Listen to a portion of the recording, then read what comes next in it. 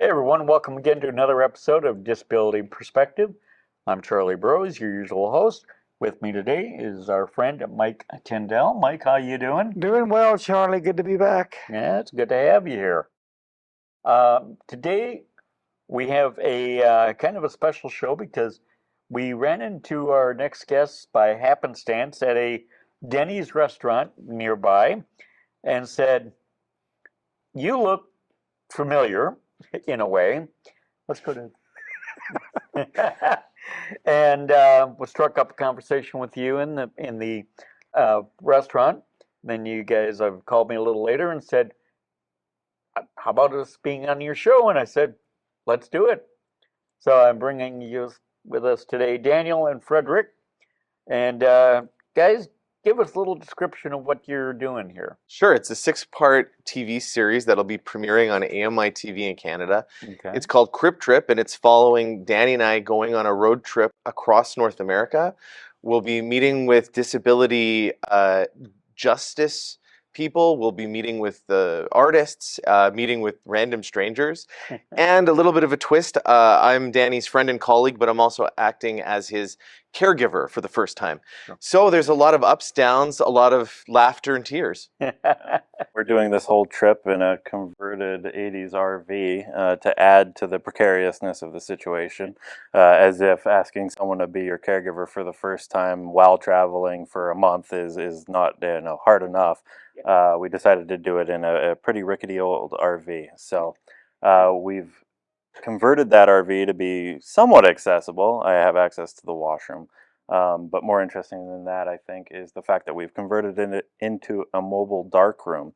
So on this trip, we're doing film photography with all the participants that we're meeting along the way. And we're developing that film in the back of the RV for an art show in Toronto, hopefully. Fabulous, fabulous. Yeah, being Daniel's caregiver for the month, that will be a true test of friendship right there. It absolutely is. Yes, absolutely. Yeah, exactly. I just, if I get to the end of this without Danny killing me, it will be a huge success. There you go. What was the impetus for this trip? What brought on this idea? I mean, a lot of things. One dimension of it is that we've been creating content in the disability space for 10 years at this point. And we're getting kind of pigeonholed into the traditional disability narratives of it being very inspiring and all of this. But it seemed like anytime we tried to tackle any real issues, the wherewithal and political willpower would fall apart, from broadcasters or whatever else. We pitched a travel show to a U.S. broadcaster in 2017, and they said, "We don't want to see people like Danny as a host of a show because it makes people feel sorry for him." Really? Yeah, well, haha, we're making a show across North America now. So we won. A decade later, and there's finally an appetite for content about disability for people with disabilities. One of the largest impetuses for this whole journey for me is I want to be able to platform disabled anger, right? Anger at the systems that we have to constantly interact with, anger at the ways that we're forced to operate without autonomy, forced into institutions and pernicious benefit programs and stuff like that. And that's kind of the dichotomy between what I would see when I was talking to other disabled people versus what broadcasters were looking for in content. But now there's finally a synergy between those two things where we can tell the stories that need to be told so that systemic change can actually happen. Wow. And I'm taking Danny across the country and introducing him to like film producers and broadcasters, because to stay out of a long-term care facility, Danny's going to have to make more money. Yeah. Because he's faced with the existential threat of moving into an institution. So we want to get his TV career as maxed out as we can, and it's hard in Edmonton because it's a small TV community, and so we're traveling across the country and meeting with all sorts of TV professionals as well. Well, in the States here, we have, Social Security, disability. Is there similar programs in Canada for that? So we have, your standard fare kind of benefits programs, but they vary very widely across the country. And we have, public health care, but what I find is when I'm talking to Americans and Canadians, the things that we have to argue with the government about, you guys argue with insurance companies about, right? So the systems are very, very similar, but idiosyncratic in the way that they're kind of distributed. So we're trying to show the commonalities between America and Canada, but also where they're kind of failing in that kind of bureaucratic nature. Absolutely. Mike, you have anything? Well, I just think that what you guys are doing is remarkable. I mean, that you're taking this show on the road and as you were saying, Frederick, a while ago about broadcasters not wanting to do anything, do a show because people would feel sorry for you. Well, I think it's just the opposite. I mean, when we see what you're doing and you see what, all of us with disabilities and how we live our lives, just shows able-bodied people that we can do the same things they do, just do it a different way. Exactly. What do you call the disability renaissance that's been happening? Yeah, like I talk a lot about during COVID, a lot of the disabled community found each other online, so we're kind of in a bit of a renaissance as far as solidarity is concerned, and continuity on issues, and finding out that other people are going through this as well, and like you're saying with representation. I never saw, disabled people doing cool stuff when I was a disabled child. So we want to be able to platform that kind of stuff. Even our title Crip Trip was kind of controversial. I don't think you could make this show a few years ago. We're at the cusp of a wave right now, I think, of disability content where it's really cool, and we're trying to take advantage of that and maximize this opportunity. Oh, exactly. I mean, yeah, you talk about people going, they're inspired by people with disabilities doing things. I see it as people with disabilities living their lives. That's right. Exactly. And as a child, I'd be out and about, and oh, you're so inspirational and all that. And it's like, no, I'm going into this little store to get a Right, handful exactly. of I want candy. just a bottle of pop, Exactly. This is the bane of Danny's existence. Yeah. Is when people say, "Danny, you're so inspiring," it drives them nuts. Yeah, and he goads people on. He's like, we'll be running into strangers. This is my inspiring friend Danny. Tell him how inspiring he is. I'm just sitting there. I'm trying not to be, mean. I'm like, It's amazing he can brush his teeth. It's amazing. But yeah, like I love to draw attention to the fact that it's almost always a matter of resources and what you have available to you, right? Like so many people are capable of so many things if they have adequate resources to see it through, right? And we can't invisibilize that disparity in access to resources in any of these conversations, because really what we want at the end of the day is people with disabilities to have the resources to act with autonomy and do what they want to do. Yeah. And I'm meeting many more people with disabilities that are taking advantage to be higher educated. They have master's degrees, they have PhDs. They actually want to accomplish something. Right. And on the same vein, though, there are some people with disabilities that will lay around and feel sorry for themselves. Yeah, and everybody's on a different time scale when it comes to navigating internalized ableism, as the community calls it, right? Where you're wrestling with capacity loss and like new circumstances that you're in. I often talk about how I acquired my disability through a disease when I was very young, like 5 years old, and that's much different than say a 20-year-old veteran losing all of his limbs and then having to adapt after the fact, right? Like when you have that massive time scale where you operated a certain way for a very long period of time and you lose that overnight, it does take a long time to get back to some semblance of like wanting to get back out there and do things. So I think having compassion for people that need to cope however they manage, just give them a bit of time. Exactly, and I think in the blindness community as well, it's a very big deal because you have, people like myself who are born blind, as opposed to people who lose their sight as an adult or as they age, as you're saying, and it's definitely a bigger challenge for people as an adult, but you know, in their own time and in their own way, people seem to always figure it out. And No. yeah, Many of the people in my crew and myself, we were born with our disabilities. So there was no adjusting for us. Right. I mean, but yeah, there are a lot of people who become, like an in-law that I have that became a quadriplegic from a motorcycle accident. Mm, And he's had to kind of learn to do things all over again. sure. And again, in our society, in order for him to get better care, better benefits, he had to divorce his wife. Yeah, lack of marriage equity, you know. Yeah. You're and this is a thing I see a lot in these policies, is that you're expected to be impoverished before you have any access to help whatsoever. Yeah.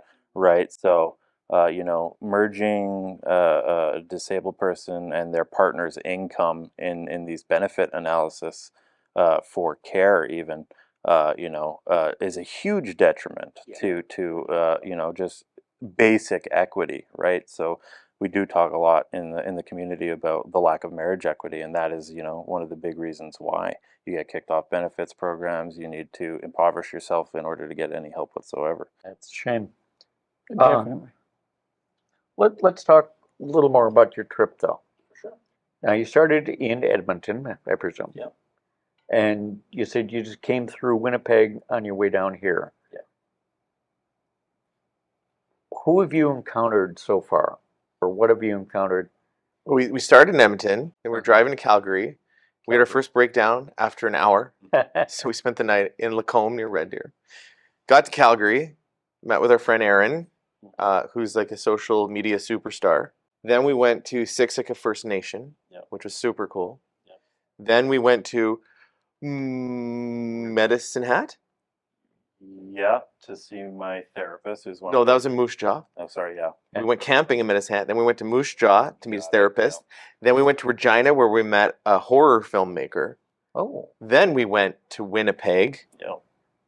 And met with Peter Tong at the Museum of Human Rights. Then we went down to Fargo and didn't really meet anybody there. No, we explored the parking lot in Fargo. That's about as far as Fargo. And then Minneapolis. Yeah. And when here in Minneapolis, we met with a cool local community of disabled people. Tristan McGovern, Samu, Hannah Hayes, and Gabriel Roderick, who I think you've had on this show a few times. Yeah, Mm-hmm. Gabe is one that went with us. He's a great musician, singer. So we did a stripped back kind of like acoustic set for us in his backyard, and we saw his community really thriving. And then we let them kind of tag the RV with a bunch of graffiti. So it was a nice little community moment. I'm very jealous of the community that Minneapolis has. Yeah, there is a very strong disabled community in Minneapolis, and Minneapolis has been the birthplace for a lot of activities for people with disability. So it really has been the progressive era for just people with disabilities for at least 40, 50 years. And, it continues to grow. So where are you off to next? What's the next stop? So we're going to head to Chicago. Dogville? Oh, yeah, Dogville. And Dodgeville? Doge? Dogville. I think it's Dogville. Anybody? Dogeville? We're not sure. Anyway, they've got like theme rooms, so we're very excited. Yeah. And then Small town. after that, Fred had the bright idea to drag us to Chicago, where he wants me to do stand-up comedy for the first time, but with real, actual comedians. It'll be us bombing for 3 minutes apiece, and then just kind of commiserating over drinks after that. Yeah, Trying not to embarrass yourself. Exactly. It will be hard pressed. That's for sure. And then Toronto after, where we're going to engage in some protest activities. Yep. And hopefully have a big art gallery show. And then, fingers crossed, we wind up in New York City at the very end, where we're hoping to get Danny on as a director of a comedy special of a bunch of like wheelchair comedy. So, Very cool. fingers crossed. Well, Sounds like fun. Yeah. And then also in Toronto, we're going to be doing all of the photo printing out of the back of the RV for this exhibition. So that'll be a nice time crunch for us. you decided that to do this trip basically because you were running out of things to talk about in Edmonton. That is a big reason, yeah, and the other one is, my mother was my primary caregiver, and I've transitioned to governmental care. And during that process, like I'm learning about the nefariousness of institutionalization and just how embedded in the system it is. And I really wanted to start raising awareness on these issues. So yeah, going and leaving Edmonton was the natural progression. I want to figure out a way to, we got to figure out a way to keep Danny out of a long-term care facility. So, and we're just like running out of options in Edmonton. So we're just trying to figure it out. Now, here in the States, we have group homes, Mm-hmm. which, there's four, maybe five residents in a home, Yeah. all with disabilities, and there's caregivers that are there Yeah. 24 hours a day. Mm-hmm. That does not exist in Canada? So Or it's in your backyard? it does, but the issue with things like that is that accessible housing is very, very rare, right? So when you talk to the occupational therapists, these are the people that come in and like do assessments for how many care hours you need. They never overtly state that you'll end up in an institution because they say, group homes exist. But then you go out into the community and you look at all the group homes that exist and they all have, 10-year wait times. And so like the infrastructure isn't there, but it's something that they can kind of hide behind to deny you resources, right? They can say it's available, but Yeah, it's not truly available. Exactly. The irony here is Danny's house was built by the community fundraising, and it's fully accessible for him. Why would the government take him out of an accessible house he owns to move him into an institution? It doesn't make sense. It seems a waste of. Is there any way to hire like a personal care assistant? Yeah, so we have mechanisms within the government to, pay an individual that then hires their own, care staff, which is the model that gives me the most autonomy, right? But then, I've got medical professionals telling me that I only need 6.6 hours of care a day, right? And I'm like, what? Yeah, what would you do if your day started at 8 and ended at like 1 or 2? For all you occupational therapists in Edmonton watching, you're not watching this. No, this is a community channel in the US. But if you are watching, you're evil. Danny needs more than 6 hours a day of care work, okay? I will attest to this. Living proof. That is BS, okay? So change it. And Well, this will be on YouTube, so It's going to be everywhere we can get it. Yeah. exactly. You pass it around to everybody up there. So and it's just a lack of political wherewithal, within the institution, because they're always trying to cut costs, right? We know that they have the resources to, fully comply with giving people with disabilities a dignified amount of care. We've seen analysis after analysis about how institutionalizing people in the long term is more costly than giving them the resources they need to function with autonomy and community, right? And Canada is a signatory on the UN Declaration of the Rights of Persons with Disabilities, but you never see that political commitment trickle down to where the policy is actually, taking effect. So it's really a matter of awareness and being able to, point to specific things and say like, where are your priorities? Giving people the resources they need to function helps everybody. Everybody's going to end up disabled at some point in their life, or they will age into a point in time where, they want to live in their own house. So, what are they doing when they're going to be forced into institutions? And that's when it becomes the most salient. But we're trying to make it open enough for everybody that, you're not ending up in a situation where you're all of a sudden being displaced for the crime of being disabled. Many will look at you going, well, what can he do? I look at you and go, what can't you do? Exactly. And I was just about to ask, Charlie did a great segue, but what are some of your hobbies? So, in university, I did a psychology degree. I was going to go into kind of clinical psych. And as part of that, I picked up painting as a hobby. And I really fell in love with visual art. And as an extension of that, I picked up photography and then analog photography. So I'm very much a visual artist in my, hobbies. That's for sure. Okay. Okay. And you said you have a degree. in psychology. Yeah. Have Bachelor's. have you found anywhere you can put it to use? The thing about a psych degree is what it lets you do is get a master's degree, Yeah. right? So I did the Bachelor of Honors, and I was prepping to go into psychology as a field. I really wanted to work with people with disabilities. Except you kind of hit a point where you realize that, you know, doing one-on-one psychotherapy for people with disabilities is really individualizing really systemic problems, right? So you can teach someone how to cope with the fact that, you know, they're not getting adequate care work or they're being neglected or the rest of it.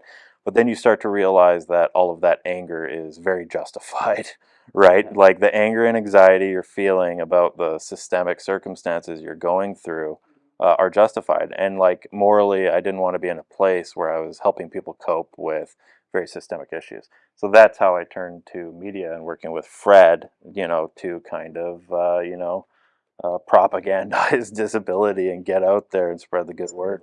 And how did you and Frederick meet? By complete happenstance, it might as well have been in a Denny's. We were. I was working as a news journalist, and I wound up, I think, covering a story on your house and its accessibility. Yeah, so the accessible architect that built my house did a children's book about accessible architecture, and that Fred was the journalist covering that particular story. And I don't know what possessed me, but I was like, hey, Danny, we should make a TV show. And then we did, and I had to quit being a journalist so we could make it, and we just sort of been working together ever since. Yeah. Wow. But it was a very inspirational show. I didn't know what I was doing. It was called Invincible. I mean, I don't think either of us knew what No. we were doing at that point. We tried to make it not inspirational, but Yeah, by the third season, we were like, let's try and get, you know, the more edgy disability narratives in there, but there still wasn't the appetite for it. And, you know, we'd get some broadcaster notes, and it would be like, okay. Because people want to see the inspirational. They want the feel-good. nobody wants to see an angry disabled person. Well, now they do, and they're going to get it. And we'll be glad to bring them to them. So, when all is said and done, and you've done this trip and you've done all the filming, what are you looking for in terms of feedback or even recognition? A season 2 Yeah. is the ultimate recognition. Yeah. Okay. And, you know, That's my goal here.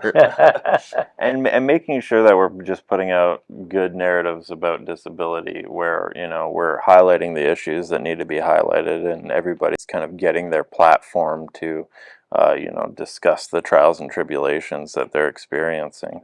You know, being able to platform that alongside the, you know, buddy road trip shenanigans and, you know. He gets very serious about policy and Yeah. justice advocacy, and I'm just kind of a ridiculous friend who just gets into trouble. We keep each other, it's checks and balances, right? Like we yeah. keep it balanced. Yeah, for sure. it seems like, Frederick, you're kind of the comic relief. I feel I'm like. the court jester. Yeah. Yeah, there you go. There And, you go. and then Danny tries to keep everybody straight and narrow, right? When I'm driving the RV, Danny's like watching the dials and the signs and the maps. I don't think I drive the RV without you paying attention. Like we needs both of us to function. So I guess that's a good metaphor. Yeah. If you do achieve season 2, where do you go?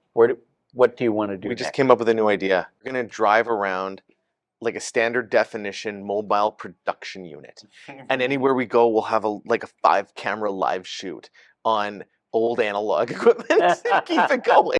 We also kind of want to check out the West Coast. There's a lot of disability enclaves there, you know, very strong communities.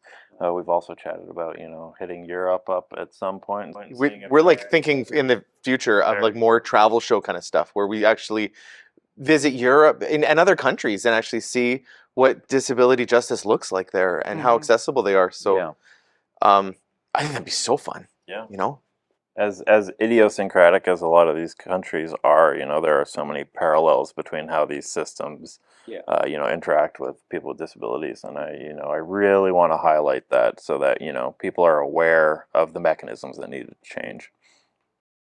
I would actually love to see a segment where you're visiting some of Europe's oldest architecture and finding out if they've made it any way acceptable. Yeah, Yeah. Fred'll need to do some Squats deadlifts. to her. Get me in the old castle infrastructure. But Absolutely. it's funny. Like we're coming up with a new show concept we want to pitch called Restroom Recon, and it's the world's first show entirely shot in bathrooms. And we're going to, while we're on our travels, we're going to review and rate the accessibility of washrooms. That just sounds like a good show. Would anybody, by show of hands, who would watch that show? Restroom Recon. 1, 2, 3, 4, 5. Literally everyone in this room. There we There go. we go. I would, and so far, how are you enjoying Minnesota? Or are you enjoying Minnesota? It's beautiful. You know, we wandered in Gabriel's neighborhood for like a block and a half, and we were already like looking at housing prices. Like it's just such beautiful character homes. You guys got a lot of character in your neighborhood. Feeling a community just was really something I wasn't expecting it to be that cool. Like Yeah. 50 people came out to visit with us and do a show, and it was like, whoa, this is Pretty great. Like you say, you're on your way east from here. You have the one little town you stop, Dodgeville or something like that. You're not sure where you're going, but you'll get there, right? And the window carriers. So now today's your last day in the Twin Cities area. Beyond doing the program, are you just going back, packing up, and heading out, or you have something planned? Try and get out on the town tonight and actually see Minneapolis. But yeah, photography around town tonight is the plan, I think. Okay. I wish you guys good luck. Mike, do you have any parting words for us here? It's ironic how that you guys ran into Charlie at Denny's. I just want to thank you guys for you and all the crew for spending some extra time in Minnesota and shooting this show with us today. And wish you certainly the best as you continue on your endeavors on this road trip. Yeah, we'll need all the luck we can get. That's for sure. Look forward to seeing you guys in season 2.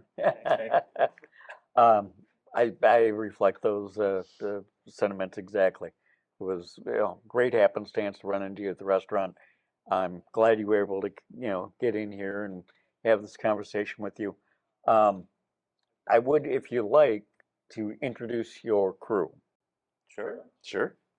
So they can. On the right with the curly mustache, we have an electrical engineer, cinematographer, and all-around plaid wearer, David Barron. to come onto the stage here and take a bow. Here we got David Puff, BCAM, very patient with all of us.